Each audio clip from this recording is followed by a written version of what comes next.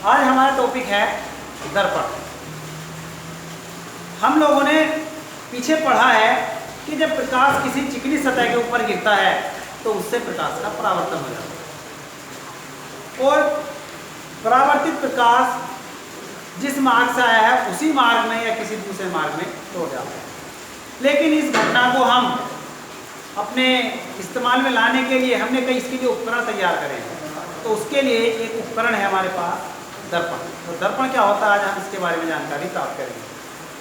देखिए क्या करते हैं, जब हम किसी कांच की किसी प्लेट को लेते हैं, कांच की कोई चिकनी प्लेट है और उस पर जो है हम एक साइड पॉलिश कर देते हैं और वह पॉलिश जो है या तो रेड लेड की हो,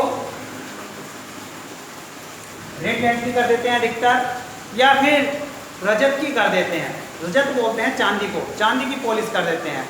लेकिन हम जो हमारे पास ये महंगी चांदी है इसका इस्तेमाल नहीं करते। हम केमिस्ट्री में कुछ रासायनिक अभिक्रियाओं में हमें चांदी प्राप्त होती है, उसे रजत बोला जाता है। वो ब्लैक होती है हल्की सी, उसका इस्तेमाल किया जाता है। तो जब किसी कांच की चिकनी प्लेट पर हम पॉलिश कर देते हैं तो इस प्रकार बनने वाला उपकरण क्या कहलाता है, हमारा दर्पण कहलाता है। देखिए आप लोगों ने, हम घरों में जो है जब चेहरा देखने के लिए जो दर्पण इस्तेमाल करते हैं जिसको हम लोग आईना बोलते हैं, तो वो भी एक तरह का दर्पण, उस पर भी पिछली साइड में पॉलिश की जाती है कुछ इस तरह से। ये देखिए मेरे हाथ में जो है एक कांच की प्लेट है, ये देख रहे हो आप, और इसकी एक साइड, ये बैक साइड देखिए, इस पर ये पॉलिश की हुई है, ये पॉलिश रेड लेड की हुई है। तो ये जो है क्या बन गया, हमारा एक दर्पण बन गया। ऐसे ही ये देखिए एक और है मेरे पास, ये दूसरा देखिए, ये गोल कटी हुई है चिकनी कांच की एक प्लेट है मेरे पास जो गोल कटी हुई है, और इसको देखिए इसकी भी बैक साइड पर जो है पॉलिश की गई है। तो ये दोनों चीज़ें हमारी क्या कहलाएंगी, दर्पण कहलाएंगी। तो आइए यहीं से हम दर्पण की परिभाषा बनाते हैं। क्या बनी दर्पण की परिभाषा? दर्पण की परिभाषा ये बनती है कि जब हम किसी कांच की प्लेट पर एक साइड कोई पॉलिश या कलई कर देते हैं तो बनने वाला हमारा जो उपकरण है, यंत्र है, युक्ति है, उसे हम दर्पण कहते हैं। तो यही परिभाषा मैंने यहाँ पर लिखी है। देखिए यदि किसी चिकने तल पर कलई करके या पॉलिश करके उसे चमकदार बना दिया जाता है तो वह परावर्तक तल दर्पण कहलाता है। ये इस तरह से हमारी दर्पण की परिभाषा बन जाती है।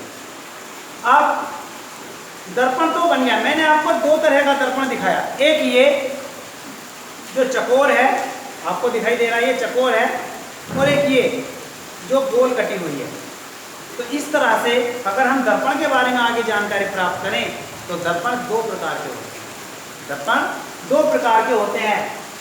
एक होता है आपका समतल दर्पण और दूसरा होता है आपका गोलीय दर्पण। एक होता है समतल दर्पण और दूसरा होता है गोलीय दर्पण। ये आपको ये प्लेट देख रहे हैं मेरे हाथ में कांच की, ये समतल दर्पण है, बिल्कुल समतल है, चकोर कटी हुई है और इसकी एक साइड हमने क्या कर दिया गया है, पेंट कर दिया गया है। तो ये है एक समतल दर्पण। दूसरा ये जो मैंने दूसरा आपको दिखाया था, ये है आपका गोलीय दर्पण। तो दर्पण दो प्रकार के होते हैं, समतल दर्पण और गोलीय दर्पण।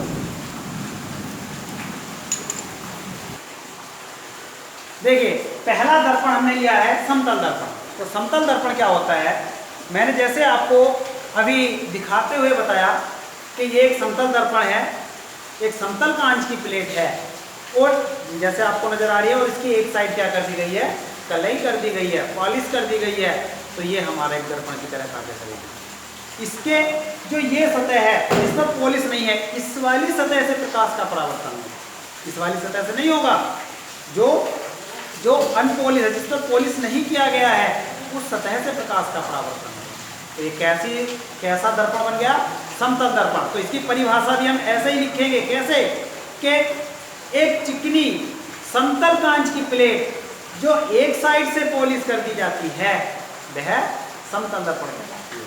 देखिए समतल दर्पण, जब कांच की किसी चिकनी समतल प्लेट पर एक साइड पॉलिश कर दी जाती है तो जो इस प्रकार बनी युक्ति समतल दर्पण कहलाती है। तो इस प्रकार जो युक्ति बनती है, इस प्रकार जो उपकरण हमारा तैयार हुआ, इसको क्या कहेंगे हम?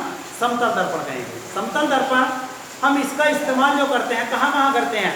अपना चेहरा देखने के लिए करते हैं सुबह सुबह, या और भी जहाँ पर हमें जो है वस्तुओं के बराबर प्रतिबिंब देखने पड़ते हैं। जैसे मान लीजिए हमने जो है कोई प्रतिबिंब, कोई दर्पण लिया है और दर्पण के सामने हम किसी वस्तु को रख दें और हमें जितनी बड़ी वस्तु है उतना ही बड़ा अगर उसका प्रतिबिंब लेना है तो हम कहाँ पर रखेंगे? उसे समतल दर्पण के सामने रखेंगे। या ये कह सकते हैं कि समतल दर्पण द्वारा जो प्रतिबिंब बनता है वो हमेशा वस्तु के बराबर बनता है।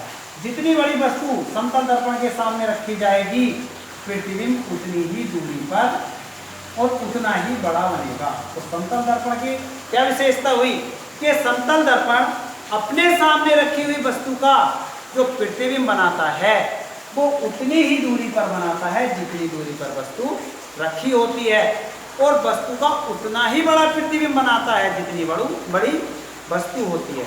अर्थात हम ऐसे दर्पण का इस्तेमाल ऐसे स्थानों पर करते हैं जहां पर हमें समान प्रतिबिंब चाहिए हो। तो ये था आपका क्या? समतल दर्पण। तो समतल दर्पण में आपको दो बात ध्यान रखनी है। क्या? वस्तु का आकार और बनने वाले प्रतिबिंब का आकार दोनों कैसे होते हैं? बराबर होते हैं। जितनी दूरी पर वस्तु रखी जाती है प्रतिबिंब भी उतनी ही दूरी पर बनता है। मान लीजिए अगर वस्तु 25 मीटर की दूरी पर रखी हुई है तो प्रतिबिंब भी दर्पण के पीछे 25 मीटर की ही दूरी पर बनेगा। तो जितनी दूरी पर वस्तु रखी जाएगी उतनी दूरी पर प्रतिबिंब बनेगा। जो ऊंचाई प्रतिबिंब की होगी, मान लीजिए 5 मीटर ऊंचाई है वस्तु की, तो प्रतिबिंब की ऊंचाई भी 5 ही मीटर होगी। ये समतल दर्पण की विशेषता है जो आ जाती है। तो ये समतल दर्पण आपके समझ में आ गया होगा, दिखा भी दिया है आपको। अब इससे आगे हम जो सेकंड दर्पण है कौन सा है? गोलीय दर्पण। उसको इससे अगली वीडियो में अभी पढ़ते हैं।